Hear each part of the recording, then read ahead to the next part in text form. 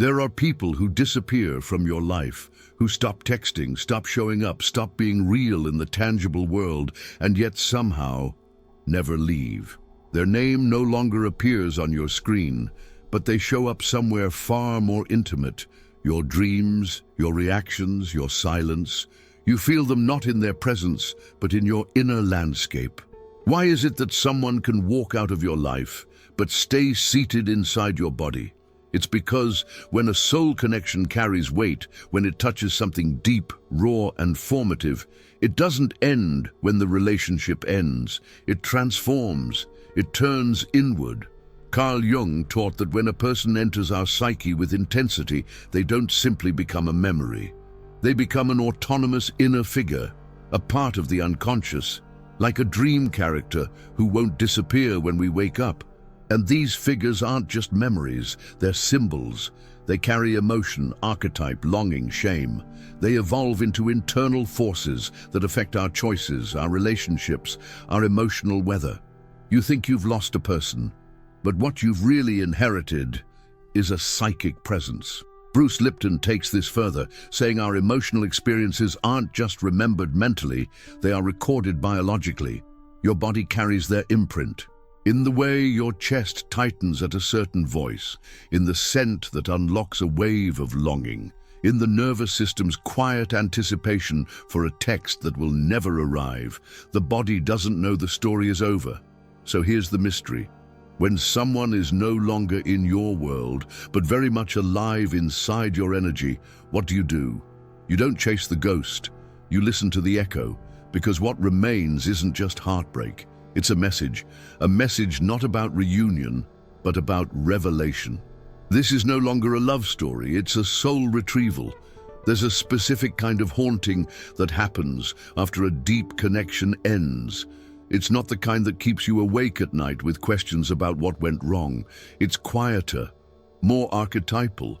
It's the kind of haunting that enters your life as absence, but lingers as energy. You think you're missing them, but what aches is what they represented. Maybe he was never the man who saved you, but he felt like the first man who could. His presence carried the vibration of the protector, of the one who stands at the door while you rest. And even now, when he's gone, that sensation hasn't left. You still wait for someone to guard the part of you that never felt safe. In Jungian terms, the people we fall for most intensely are often not individuals. We're in relationship with the archetypes they embody. The lover, the mother, the savior, the rebel, the wild feminine. They touch something timeless in us, something rooted not in the relationship, but in the myth of who we hoped they could be. This is why the pain doesn't feel recent. It feels ancestral, as if it has always lived inside you, and they simply pulled back the curtain. That's why letting go feels impossible, because you're not letting go of a person. You're facing an unmet inner need that they appeared to satisfy. And now that they're gone, the ache isn't just heartbreak. It's an ancient hunger resurfacing. You may think the wound began with them, but the soul knows otherwise. They didn't create the emptiness. They only carried the reflection. And just like mistaking the moon's reflection on water for the moon itself, your heart reached out. Not for who they were, but for what they carried. They left your life, but the archetype stayed, and it still waits. Not to be loved from the outside, but to be reclaimed from within. There's a quiet confusion that follows deep emotional attachment. Someone leaves, but the connection somehow doesn't. They appear in your dreams without invitation. Their voice echoes in the spaces where no one speaks. You sense them in moments of beauty, pain, transition. And so a belief forms, soft but persuasive. They must still be energetically connected to me. It feels spiritual, poetic, maybe even divinely orchestrated. After all, how could someone still live inside you with such clarity if they weren't also feeling it? But the soul doesn't always speak in reunions. Sometimes it speaks through repetition. Bruce Lipton offers a biological view. The body doesn't archive emotional intensity, it absorbs it. Until resolved, emotional charge is not filed away. It is relived. not because the past returns, but because the nervous system hasn't yet released it. The mind interprets this as a sign, but the body is cycling through a memory that still holds weight. The image isn't one of invisible strings connecting two souls across time. It's more like a wounded animal returning to the last place it saw light. You feel them because you felt yourself in their presence, maybe for the first time. And now the longing isn't about where they are. It's about where you left yourself. The real connection isn't between two people across space. It's between your current self and the part of you that was activated in their shadow. So no, this isn't always a message from the universe. It's something deeper. It's your own soul pressing against the edges of a wound, asking not for reunion, but for reintegration.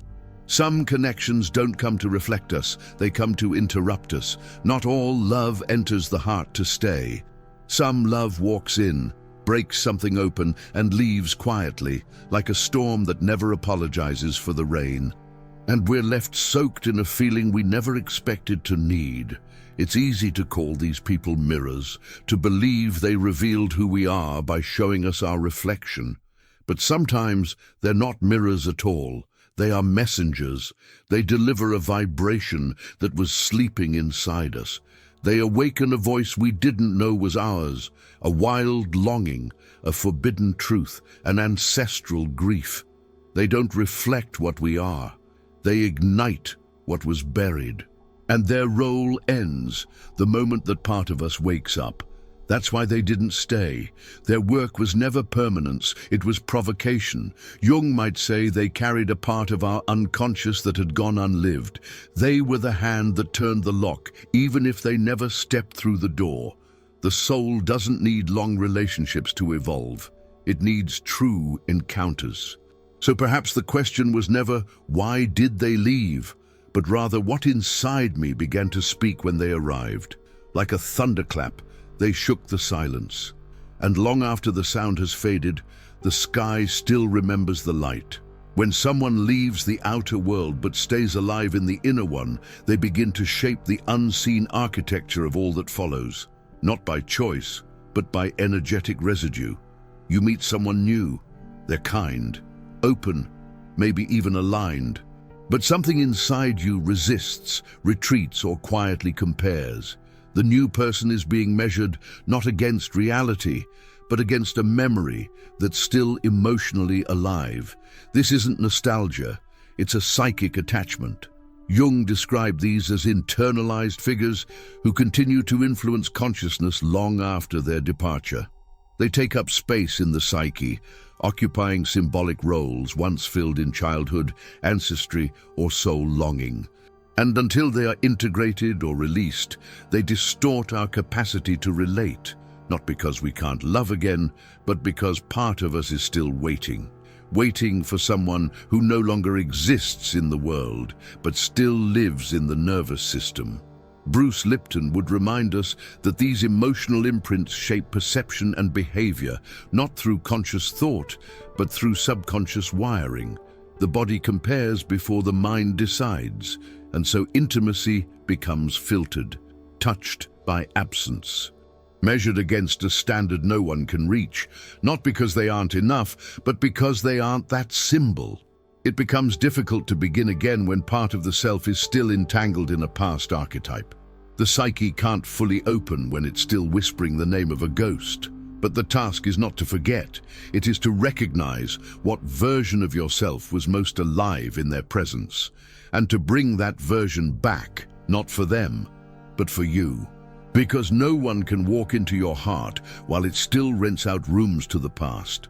There are conversations that never happened, and yet they never ended. We imagine closure as something external, a final talk, a peaceful goodbye, a shared understanding.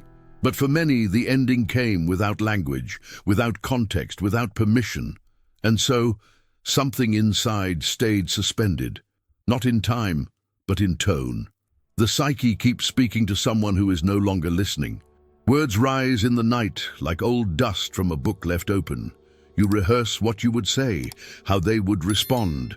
The nervous system, still tethered to the moment of rupture, holds itself in subtle tension, awaiting a reply that will never come.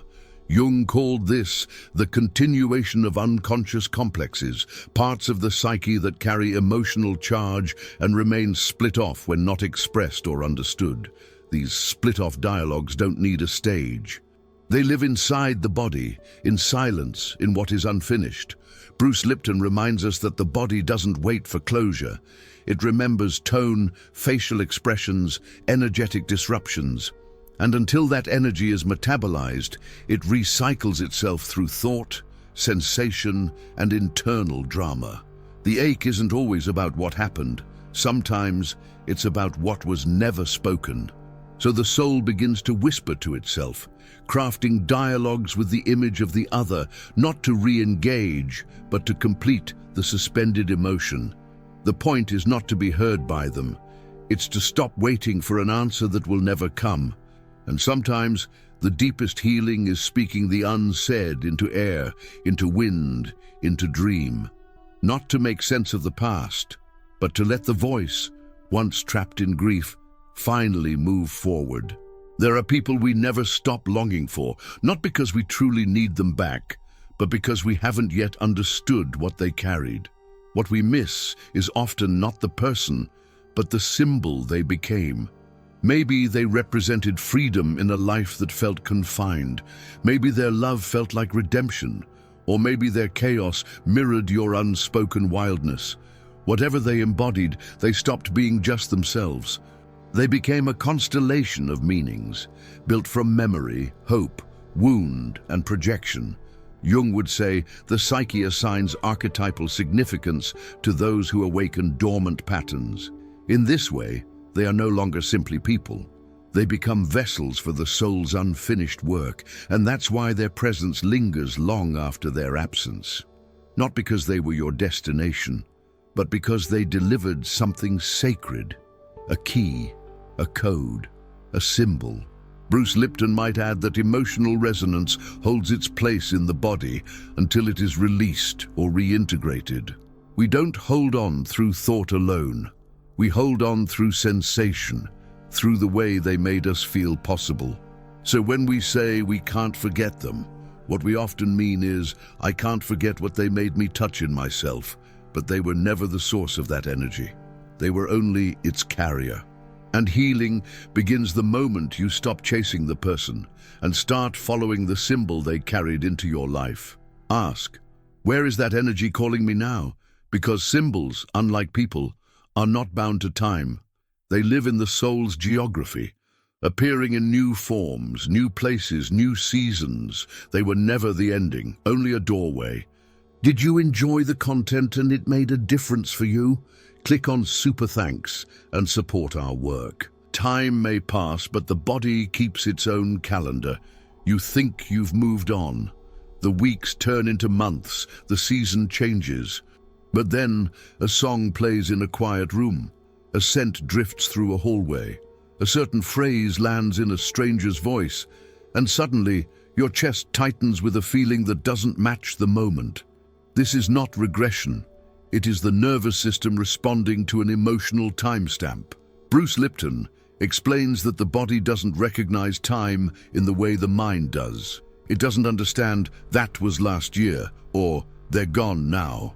It only understands charge, what is unresolved, unspoken, unfelt. These moments stay stored in the cellular memory as unfinished loops. So when you think of them, it may not be nostalgia. It may be your body still echoing the feeling of unmet need, abandonment, rejection, or sacred intimacy. The body relives not just what happened, but what it didn't get to complete. Jung's shadow theory tells us that whatever we repress becomes active beneath our awareness, often surfacing through the body. It is the unacknowledged that returns, not to haunt but to be healed. So the obsession may not be mental fixation. It may be an imprint, replayed in a body still waiting for release. And maybe the most tender truth is this: you aren't just missing them. Your body is still carrying the echo of a moment it wasn't ready to lose. And until that echo finds ground, breath, stillness, it will continue to speak, not through thoughts, but through triggers that arrive like ghosts, gentle, sudden, and holy in their invitation. There are figures who no longer walk beside us, yet still sit quietly in our inner temple, not out of malice, not because we cannot let go, but because the soul knows they carried something sacred. They were part of a threshold moment. Something was born, or something died, and so they remain. But even sacred guests must be honored with movement, not erased, not forgotten. Simply return to their rightful place in the psyche. When we hold on too long, they stop being messengers. They become monuments. And the soul was never meant to become a museum. Jung reminds us that symbols must evolve, or they distort. What once awakened us can begin to bind us. What once opened the soul can begin to occupy its space. This is where ritual becomes necessary, not for them, but for the part of you still kneeling at an altar built from memory and meaning. Bruce Lipton teaches that symbolic actions, when done with emotional presence, can reshape our internal chemistry. The body reads them not as metaphor, but as message. A message that says, this chapter belongs to the past. The energy remains, but the form may now dissolve. So write to them, not to their name, but to their inner figure. Speak to the one who awoke your fire, or the mirror of your abandonment, or the one who carried your forgotten voice. Let the words carry what the soul never said aloud, then offer closure not through forgetting, but through a sacred gesture. Bury the letter, burn it, leave it under moonlight, not to end the connection, but to free it. And in doing so, you are not discarding love. You are returning it to the myth it came from. It is like placing a beloved character back inside the storybook, not with bitterness, but with reverence, so the story can rest, and your life can begin to write its next page. Some absences are not empty. They are full, heavy, electric with things we never got to say, never got to become, never got to understand. The person is gone, but something of them still breathes in the folds of your inner world. And maybe now, that presence no longer belongs to memory, but to meaning. Not all connections are meant to stay in time. Some are meant to pierce through it, because when someone leaves the visible world, their echo often becomes louder, not to haunt, but to reveal. They live not in the past, but in the symbols, stories, and shadows they activated within you.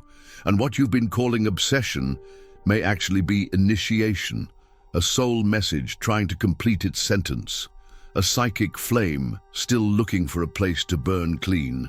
Carl Jung once wrote, "Until you make the unconscious conscious, it will direct your life and you will call it fate." And Bruce Lipton reminds us, your perceptions control your biology. So if someone still lives inside you, if their voice returns in dream, if their presence lingers in your reactions, it isn't punishment. It isn't failure. It is a portal, not a path to go back to them, but a way to meet the version of yourself that was born in their shadow. And when you finally meet that version, something shifts. The grief softens, the attachment loosens, and the symbol becomes your own.